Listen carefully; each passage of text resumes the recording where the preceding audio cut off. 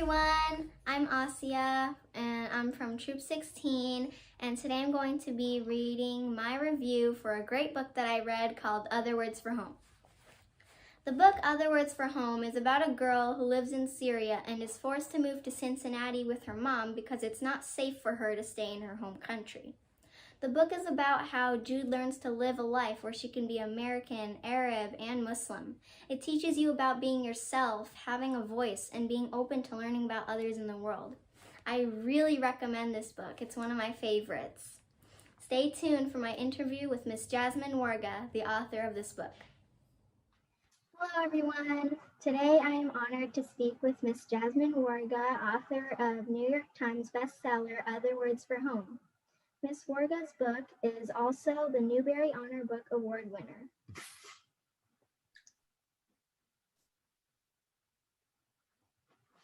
Ms. Warga, thank you for your time.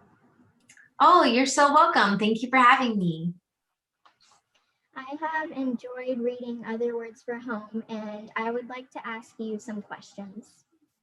Okay. What inspired you to write this book?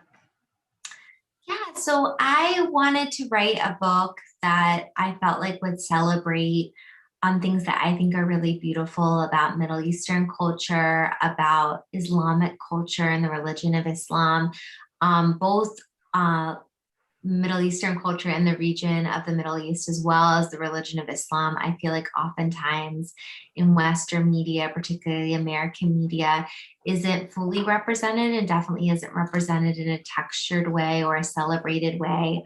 When I was your age, I never found books or saw books that really featured kids who had Middle Eastern heritage. And I definitely didn't really ever see any Muslim characters in books. And then later on, if I ever saw Muslim characters in books or Arab characters in books, it was a really negative portrayal. And so I really wanted to write a book that would tell a different story, especially in light of what I was seeing happen surrounding the conversation surrounding all of the refugees that were coming from Syria. I could tell that I felt like a lot of the conversation was centered around people's misunderstandings of the region and also Islamophobia. And so I really wanted to write a book that would maybe kind of tell a different story and hopefully start a different type of conversation about kids like Jude and about what kids like Jude deserve and what they want. Which is what all of us want, right? Which is a safe home and a chance at happiness. Okay, I'm gonna go to the next question. Did you know how Jude feels as a refugee? So I don't, because I'm lucky enough and privileged enough to have never been an immigrant, let alone a refugee. I was born here in America. I was born in Cincinnati, Ohio, but I'm the daughter of an immigrant, and my father's family has refugee history, and that they ended up resettling in Jordan, and then my father immigrated to America. And so I grew up with these stories, and I grew up with conversations about the idea of what is home and how home can be multiple places. And so I think that while I had to really dig deep and I had to do a lot of research into being able to fully understand Jude's experience and hopefully render that authentically on the page, also there's an emotional component to Jude's story that I feel like I do understand and kind of unearthed while writing the book. But it's definitely not autobiographical, and I definitely had to do a lot of research because I have never had to have an experience that's as difficult as the experience that Jude goes through in the book. I can actually relate to that because my mom is an immigrant from Afghanistan. She immigrated to the United States with my grandma and two aunts when she was 8 years old. Yeah, and I think those of us who are children of immigrants, right, even though we didn't have that experience, that lives in us in a way, and that we understand it, and we watch our own parents, and perhaps you watch your grandma, struggle to negotiate this idea of making a new home in a new place. And so it's definitely something that I thought about a lot as a kid, even though I didn't have the exact experience myself. What was your favorite part of the book?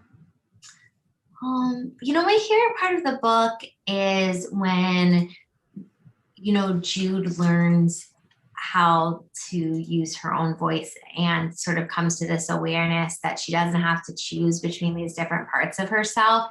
I think that when I was a young person, I felt really in conflict with lots of parts of my identity. I thought that the Middle Eastern part of myself was somehow in conflict with the American part of myself. I thought like I sort of had to choose if I wanted to be an American or I wanted to be Arab. And what I really love about Jude's story is I feel like she finds a lot of beauty and power in her hyphenated identity, and that she realizes that she can be Syrian American, she can be Muslim American, and those identities aren't in conflict with one another. And that's really special for me about the book, because I think I needed that message when I was a young person. I didn't understand all the beauty and power that there can be in a hyphenated identity. What do you hope readers can gain from reading Other Words for Home? I hope they can gain a better understanding and empathy for kids like Jude, and also kids in their community that may be coming from lots of different countries for lots of different reasons. But also I hope they will also have gratitude if they are in a very stable community and home, to understand how lucky that is and how lucky all of us are to live in a place that is safe and prosperous. And so I think that I hope, that it brings about feelings of increased empathy and awareness, and also gratitude for how lucky so many of us are for the homes that we have, and to live in the country that we live in. Yeah. What can Scouts do to help refugees? Oh, this is a difficult question for me because, I'm not a scout, and so I wouldn't want to presume to tell all of you what to do. But I think that, again, it's about being big-hearted and having an openness of mind and a welcomeness. I think that so many refugee kids, what they need is to be welcome and included. Maybe tell them about the scouting program. It seems like a great organization to get involved with, to find community and to find friends and find understanding. So I think so much of what people can do is just be welcoming and go out of your way to be kind. I really believe in the transformative power of radical kindness, and I'm always trying to encourage that in my own kids, that everyone wants to feel included and everyone wants to feel invited. And even simple things like, asking someone to sit next to you at lunch, or inviting someone, to walk home with you from school, including them. I think that that's such a big thing, because when you've had to leave your own country and all of your friends and a lot of your family behind, you're probably feeling really lonely and looking for a new community. Yeah. What does your typical writing day look like? Yeah, so if everything is working well and my kids are in school and not home because of the lockdown from the pandemic or something like that, how it looks in our house is we all wake up and we get ready and we eat breakfast together. Then I drop my kids at school, and then I write in the morning. And the morning is my best writing time because I like how it's quiet and peaceful, and my brain feels the most awake in the morning.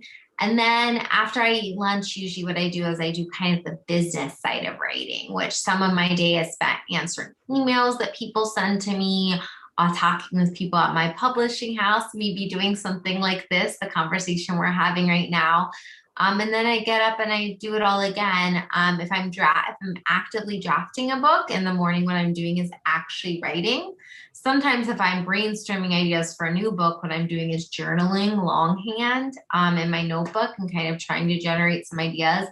And then, for example, what I'm doing right now is I'm editing my next book that comes out next fall. So what I was spending this morning doing was going through and looking at the different sentences in this book that I've already written and trying to figure out how can I make this book just a tiny bit better before it goes off to be printed and actually become a book.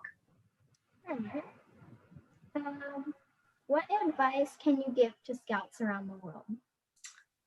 I hope I'm not sounding too repetitive here, but I think I would give the advice to always believe in yourself. I think we live in a world where it can be really difficult to cultivate, a feeling of self-worth and self-assurance. And I want everyone who's watching this, who's a young person, to know that you are very special and you're perfect the way you are, and that your voice matters, and that you should feel comfortable just being yourself. And then in being yourself, you'll help to change the world for the better. I think the more we can help people to be the best versions of themselves and cultivate that, and then to just lead with kindness and lead with having a big heart. And I think that choosing kindness is a type of bravery. I think in the world we live in, sometimes it can feel like scary to be kind because you're putting yourself out there. But again, that kindness has a transformative power to it. Yeah. Who are your favorite authors? Oh, that's such a difficult question. But, some of my favorite authors, I love Kate DiCamillo's book. She writes for young people. I think she's a beautiful writer.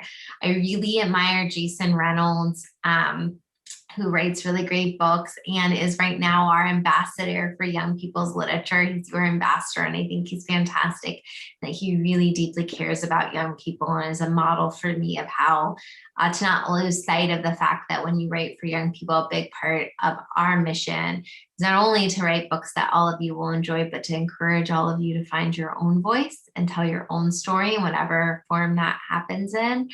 And then in terms of adult novelists, I love this woman who writes books, for adults, for grown-ups. Her name is Zadie Smith, and I love her books, and they are interested in a lot of the things we've talked about today. They're interested in immigrant identity and kind of navigating all of those different journeys and the ways that families can come from lots of different places. Can you tell us anything about what you're working on right now? Yeah, I can. So I have a new book that comes out next fall, and it's very different actually from anything I've ever written before. So the working title right now, which might change, but the working title is A Rover Named Rez. And the book is about a Mars rover. It's narrated by a Mars rover, which for anyone watching this who doesn't know what a Mars rover is, they are the robots that NASA sends to Mars to explore for us. So this book follows this little rover's creation in the NASA lab and his journey to Mars in hopes of making a really meaningful and important discovery, and his relationship with the other NASA vehicles and the other NASA scientists. And so if you've read the book One and Only Ivan, I kind of describe it as being like One and Only Ivan, but with robots. And so it's a book about exploration and adventure, but it's also a book about coping with isolation and leaving home, which were things that I was thinking about a lot while I was writing it in 2020, when all of us were kind of home and separated from people that we loved. So that was the last question. So thank you so much for being with us, Ms. Warga, and sharing some great knowledge and wisdom about Other Words for Home and being an author. You are so welcome, and thank you